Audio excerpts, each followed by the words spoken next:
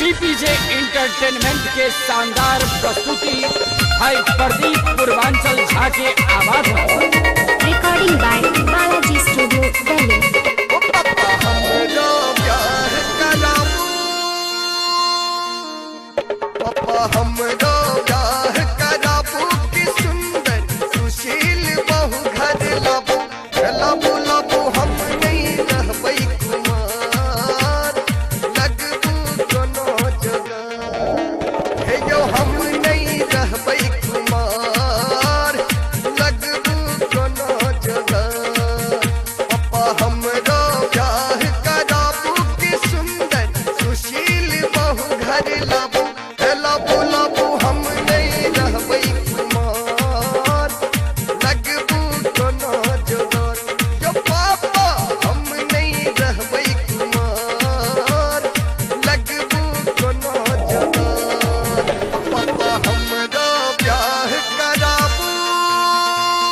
जनमल छोरा सब जकलक कोबर घर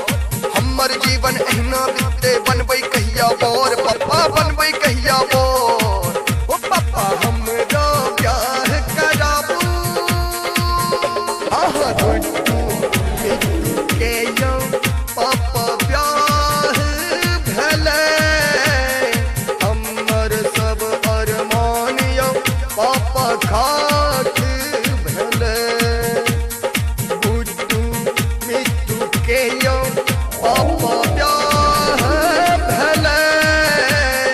हमर सब अरमान यो पप्पा खाट भले हे जुन तर बाबू एते हमरा ने सताबू हे यो जिन तर बाबू एते हमरा ने सताबू अब कोनो जुगाड़ लगाबू लगाबू लगाबू पप्पा हमरा प्यार कराबू की सुंदर सुशील बहु घर लाबो लाबो लाबो हम नहीं रहबै कुमार लगबू कोनो जगह यो हम नहीं रहबै कुमार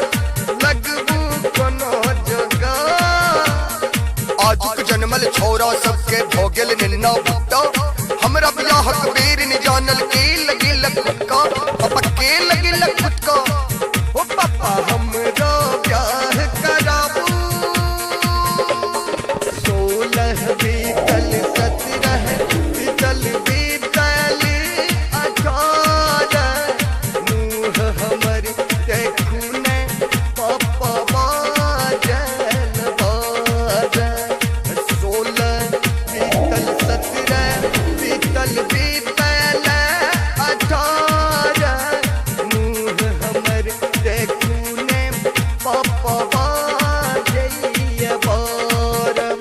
अर्जुन आह सोचू पप्पा आपने विचारू यो दहेज के चक्कर में देर नहीं लगाबू यो कटौत बात चलाबू चलाबू चलाबू पप्पा हमरा प्यार कराबू की सुंदर सुशील बहु घर लाबू लाबू लाबू हम नहीं रहबै कुमार लगबू कोनो जगह यो पापा हम नहीं रहबै कुमार लगबू कोनो जगह सबक सर सर होई जे अबै छै हमर घर वीरान बरहम बाबा हमरो तकियो करियो कोनो ओरियान यो करियो कोनो ओरियान ओ पापा हमरा प्यार